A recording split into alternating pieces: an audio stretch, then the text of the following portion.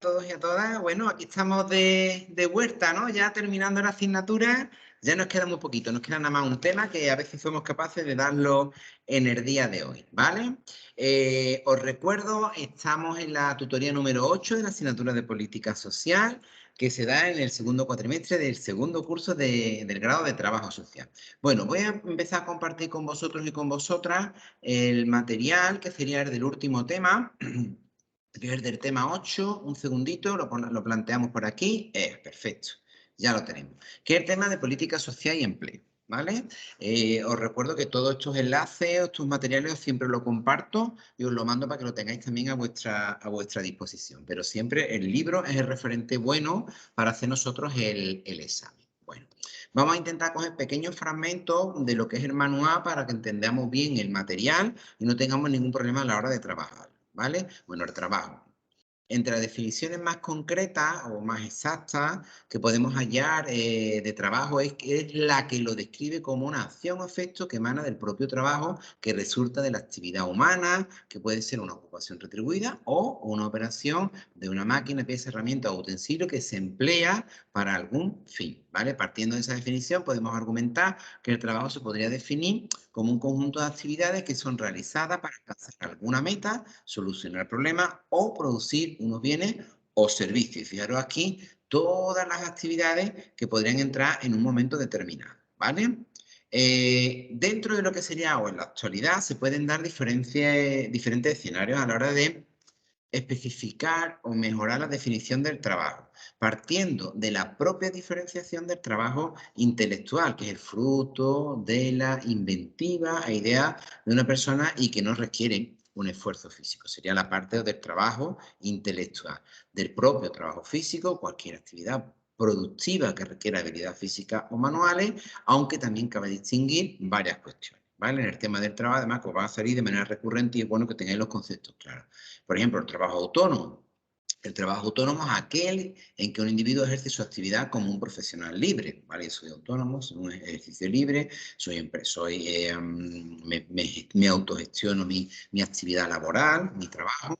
El teletrabajo, que sería en este caso, un segundito, que están entrando compi, vamos abriendo. Eso es. El teletrabajo, que sería aquella actividad que realiza una persona de forma externa a las instalaciones de la empresa para la cual presta servicio. Fijaros con el tema del COVID-19, todo lo que ha venido precisamente con el tema del teletrabajo que se ha activado, ¿no? Trabajo voluntario, pues aquel que se realiza sin recibir ninguna clase de compensación por ello, pero ojo, es trabajo, ¿vale? Y otros conceptos como por ejemplo el trabajo en equipo, que es aquel que realiza un grupo de personas de manera coordinada y colaborativa. Son conceptos que son subsidiarios, que nos ayudan a entender un poquito mejor el concepto de trabajo de otra manera o con otras vertientes, ¿vale?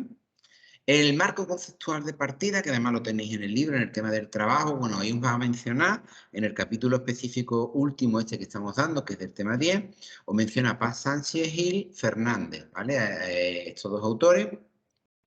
Paz Sánchez Gil Fernández, entendemos por trabajo un derecho o un deber de las personas que tiene que ver con su capacidad de transformación y acción sobre el entorno para satisfacer las necesidades propias o de la comunidad y que genera riqueza para el bien común. Y entendiendo el empleo, cuidado, otra cosa diferente, como las actividades productivas, atentos a esto, legales realizadas por personas que reciben a cambio una remuneración económica aún dentro del ámbito de la economía sumergida. Como veis, el empleo el trabajo es una extensión mucho mayor que dentro incluye el empleo y el empleo hay un montón de otras subdimensiones como por ahí que pueden devenir de un montón de actividades. ¿Vale? Pero en cualquier caso tiene una retribución, una actividad que produce algún bien o servicio, más o menos para que veáis bien o aclaréis bien las diferenciaciones, porque luego los conceptos nos pueden llevar a errores, ¿vale?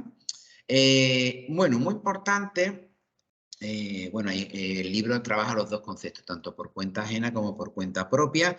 El de cuenta ajena es más sencillita, pero bueno, vamos a ir viendo el de cuenta propia. Se puede considerar trabajo por cuenta propia aquella actividad económica o profesional, indistintamente, en la razón económica también, realizada por una persona física de forma habitual y directa, que puede ser a título lucrativo, fuera del ámbito de una organización y dirección de otra persona. Este tipo de trabajo no está sometido a legislación laboral, salvo aquellos aspectos que por precepto legal se dispongan expresamente. Tienen unos elementos mucho más laxos que la otra variante, ¿vale? Que es la que vamos a ver ahora. El trabajo por cuenta ajena. A nivel nacional, bueno, pues, para poder buscar trabajo por cuenta ajena, es decir, trabajas para otras personas que te contratan, ¿vale? Que es el concepto que nosotros estamos viendo aquí, tiene una regulación, ¿vale? La persona demandante debe realizar la inscripción en los servicios públicos de empleo que le corresponden por su domicilio, presentándose personalmente en las oficinas de empleo, que le entregarán justificante, pero en cualquier caso lo que me interesa mucho es ver cuándo se considera que eres demandante de empleo y puedes trabajar en España. Esos son los requisitos que os pone aquí, ¿vale?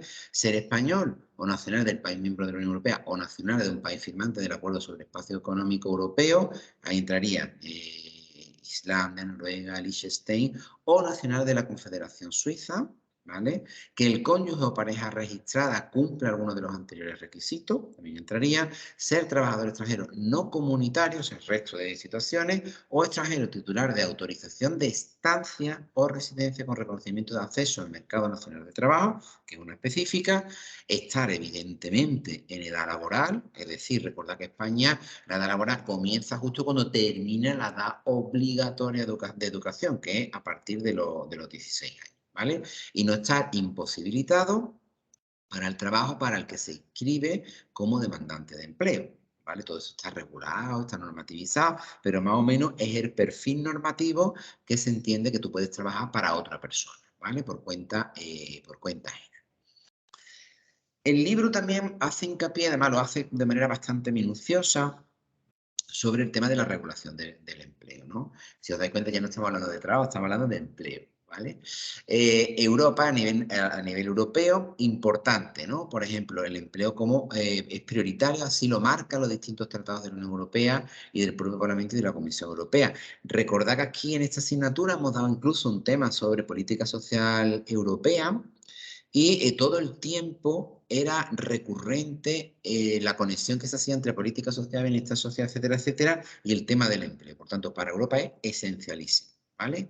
Elementos importantes, bueno, pues su historia, si nos vamos ya a los años 50, 60, Tratado de Roma, el Fondo Social Europeo, luego en los años 90 ya han tratado un poquito más durillo para las personas, como son el Tratado de Maastricht, de Ámsterdam, la Estrategia Europea del Empleo de 1997 y posteriormente rehecha, estrategias tras la cumbre de Niza, que también se hizo, y de la cumbre de Lisboa también se trabajó, aunque con mucha crítica social por el tema de derecho y pérdida de derechos y pérdida de la posición central que tiene, por ejemplo, el Fondo Social Europeo cuando se hizo en el Tratado de Roma en los años 50 o 60, y la Agenda Social y el Fondo Europeo de Adaptación a la Globalización, que es el FEA, os pongo ahí que es muy malo, porque ese fondo de adaptación ni siquiera es una prestación que pida la persona, sino que es una cosa que hace la empresa, que tiene que demostrar que la empresa cerrada por temas de globalización.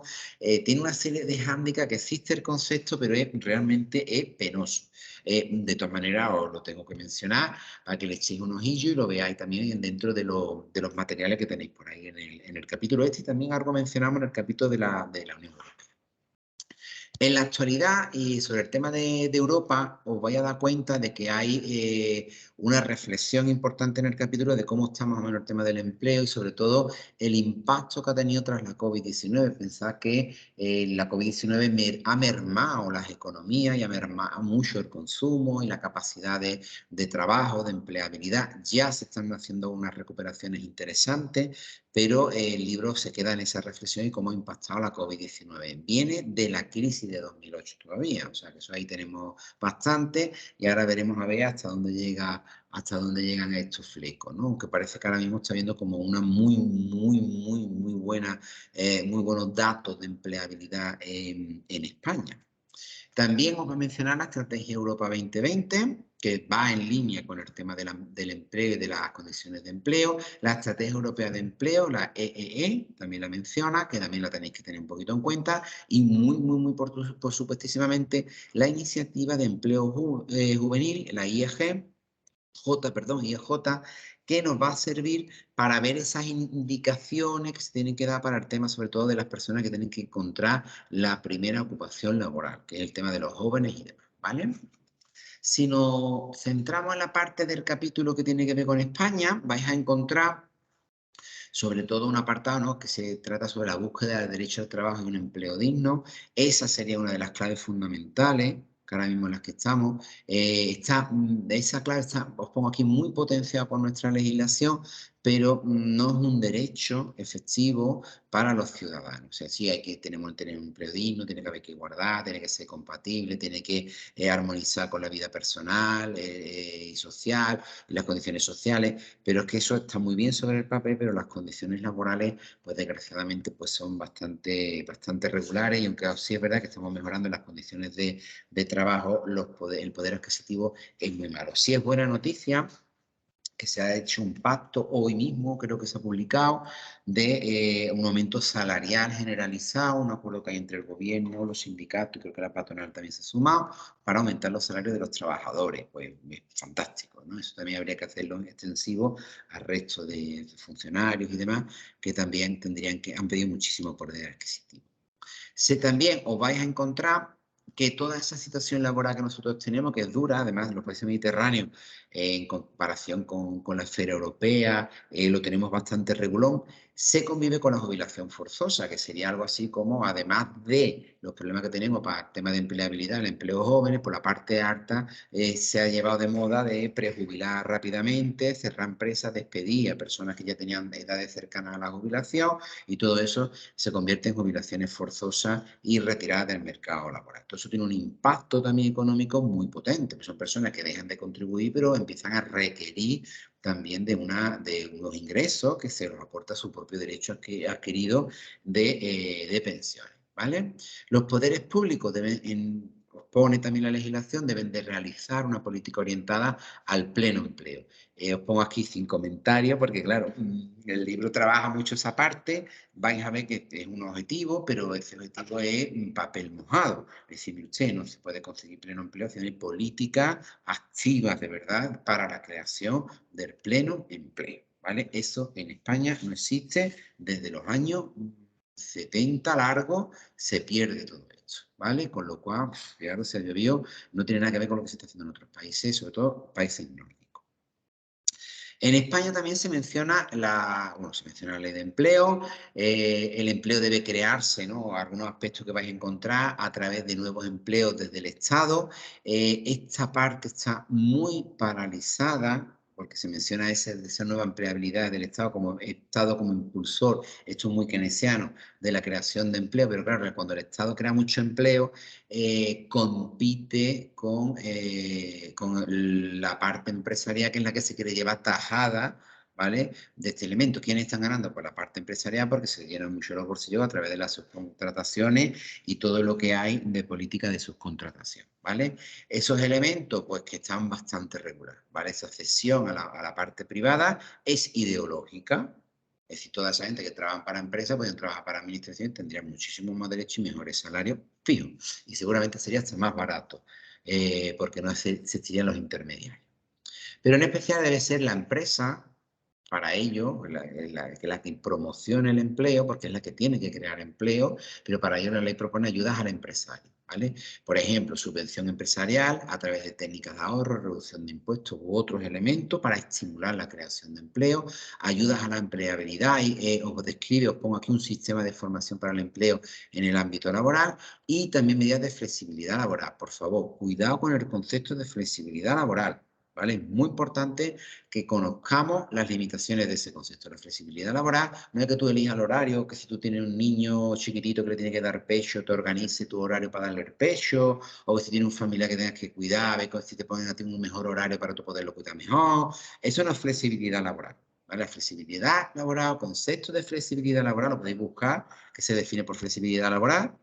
La flexibilidad laboral es tener el empresario flexibilidad para poder despedir y contratar sin tener que esperar X días, sin tener que dar ninguna ayuda, sin tener que dar ninguna indemnización, y poder cambiar a la gente de sitio si yo quiero y mandarla a otra provincia, a otra comunidad autónoma, cambiar el horario al día o la noche según a mí mi necesidad de producción.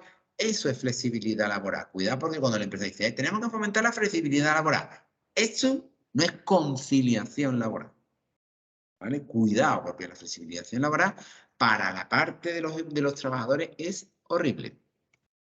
En España también vais a encontrar, estamos viendo un poco lo que vais a tener que desarrollar un poquito más en lectura, la Estrategia Española de Activación para el Empleo. También se menciona el Plan Anual de Política de Empleo y los sistemas de información de los servicios públicos de empleo. Todos esos elementos son muy importantes. Están ya obsoletos porque se han puesto un montón de medidas en los últimos 2 años y elementos que todavía en este manual no los está recogiendo, pero aún así los tenéis que tener en consideración. Muy importante, os pongo aquí la estrategia de activación tras un análisis inicial de la situación y tendencia del mercado de trabajo.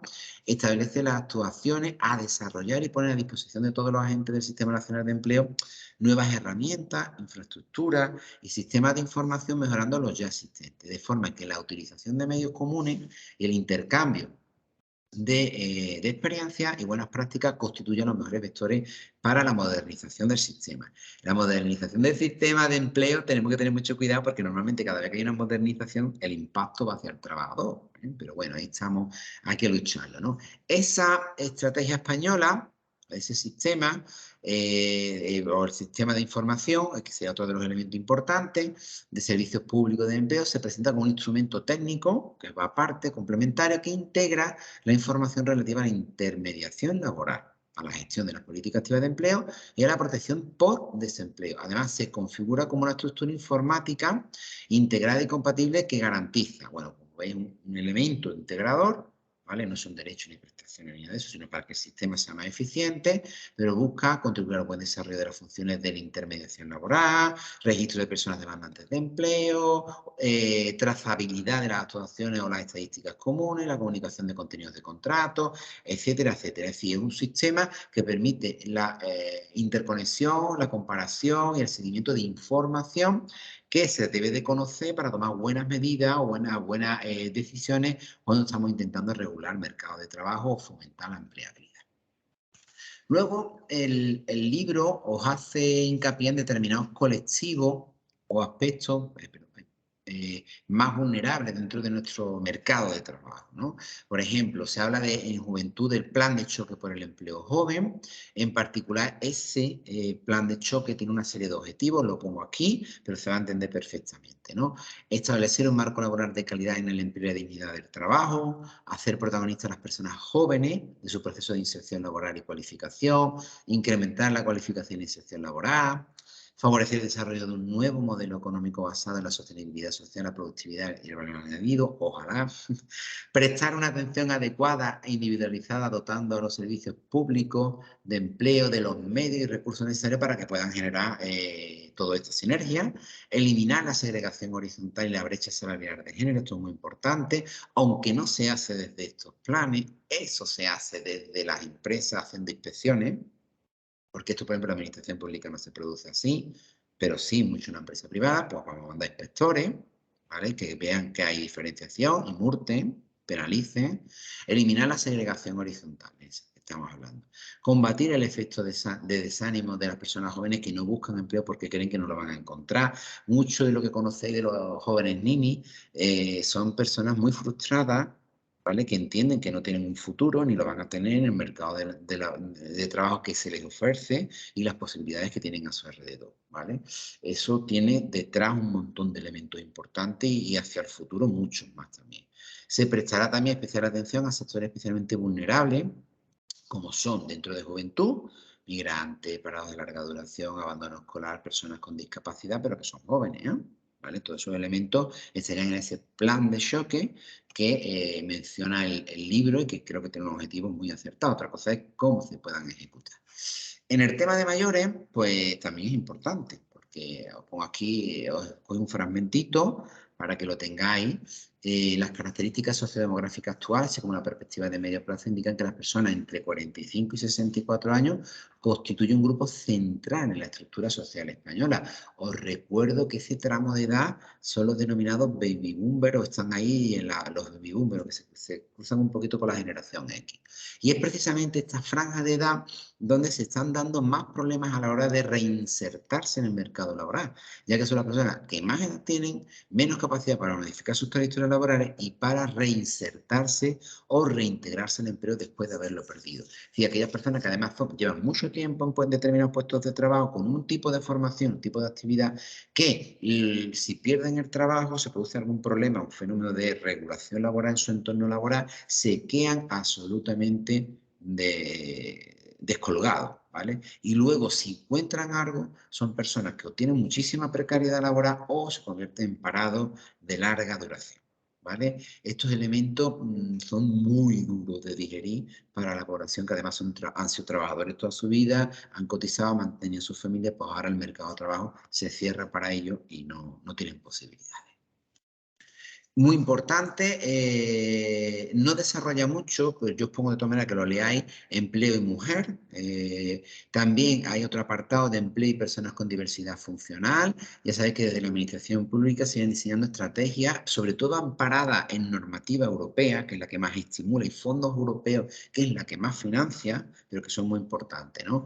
Donde se intenta hacer colaboraciones con asociaciones, fundaciones y otras entidades sin ánimo de lucro, con centros especiales de empleo, que ya sabéis que es un tipo de recurso muy potente de empleabilidad para personas con diversidad funcional. No nos podemos parar a explicar estos conceptos, pero son centros de intermediación entre la formación, la orientación y la ayuda y asistencia de determinadas personas con diversidad funcional y lo que sería un puesto de trabajo normalizado, ¿vale? Pues en ese paso intermedio estarían estos centros especiales de empleo y unos determinados programas que hay también de transición en la empleabilidad de este colectivo. Las empresas de mercado ordinario de trabajo, incluidos los trabajadores autónomos, que también podrían tener diversidad funcional, empresas normalizadas que tengan en plantilla, a través de determinadas políticas, que además están muy incentivadas y son muy interesantes, personas trabajando con diversidad funcional o con determinados grados de minusvalía, que están, además tienen beneficios fiscales y laborales sumamente interesantes para las empresas. Hay muchos trabajadores sociales gestionando estas rutas de empleabilidad. Y hay muchas cosas interesantes. También vais a encontrar un apartado de empleo y exclusión social, que nos hartamos de hablar de empleo y exclusión social, pero os pongo aquí que está muy poco desarrollado. De todas maneras, ha sido necesario desarrollar actuaciones específicas para poder frenar los procesos de exclusión social, sobre todo trabajando en la inclusión activa, y el libro os habla de tres ejes fundamentales en el tema de políticas de empleo, garantizando que sean capaces de garantizar un ingreso mínimo económico, que además tengan un acceso a un empleo de calidad, que es complicado, y el acceso a servicios de calidad generalizados, servicios sociales, educación, salud y vivienda, ¿no? De esto también hay trabajo social. Nosotros tuve la suerte de dirigir una tesis que trabajaba la inserción laboral de jóvenes que procedían de familias desestructuradas durante la época de crisis más potente de 2008, 2009, 2010 de empleo, y esos programas dirigidos por trabajadores sociales y llevados a cabo conseguían la empleabilidad. De hecho, salió de ahí una tesis doctoral y además tuvimos la suerte de publicar los resultados en la British Journal of Social Work, que es una de las más importantes del mundo del trabajo social. O sea que estamos hablando de trabajo social, empleo y exclusión social, que se pueden hacer cosas muy chulas. Si queréis referencias sobre esto, creo que tenemos también publicado en castellano resultados, me lo decís y os mando las referencias de los artículos y de los elementos que tenemos publicados y presentando a otros sitios, ¿vale? También os habla de la formación profesional para el empleo. Ya sabéis que la formación profesional para el empleo es un elemento de integración muy fuerte, de empleabilidad bien llevada y bien gestionada, muy fuerte, ¿no? Y se menciona tanto el sistema de formación profesional para el empleo como la Fundación Estatal para el Empleo que fundáis, ¿vale? Estas cositas las debéis de leer un poquito y mirarlas bien en el capítulo. De todas maneras, os he rescatado los fines del sistema de formación profesional para que se entienda en esa conexión, ¿no? ¿Para qué sirve, no? Fines. Para favorecer la formación a lo largo de la vida de los trabajadores desempleados y ocupados, indistintamente, para mejorar sus competencias profesionales y sus itinerarios de empleo y formación, así como su desarrollo profesional y personal, y que no se nos queden descolgados cuando haya cambios o reajustes económicos, ¿vale?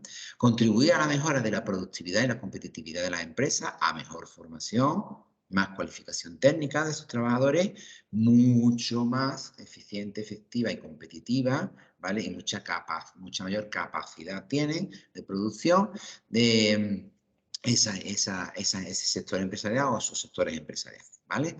Atender a los requerimientos del mercado de trabajo y a las necesidades de las empresas, proporcionando a los trabajadores las competencias ¿vale? Para que no se queden atrás, los conocimientos y las prácticas adecuados para que estén integrados. Esto en verdad debería ser una batalla de las empresas, lo que pasa es que las empresas se hagan así, lo tenemos que hacer, lo tiene que hacer la administración pública, ¿no? Pero ahí están. Y mejorar la empleabilidad de los trabajadores, especialmente de los que tienen mayores dificultades de mantenimiento de un empleo o de inserción laboral, que ya hemos mencionado algunos ejemplitos y algunos colectivos en concreto, ¿vale? Que el libro además, como veis viendo, van marcando, ¿vale? Para finalizar, os pone aquí el libro algunas propuestas y perspectivas de futuro. Están bien elaboradas, tienen muchos matices de los elementos que hemos marcado y los lanzan un poquito hacia adelante, ¿no? En las tendencias. Yo no voy a entrar en ello, pero de todas maneras hacerle una lectura atenta. Son 3 o 4 paginillas. Leéis desde la página 374 a la página 378.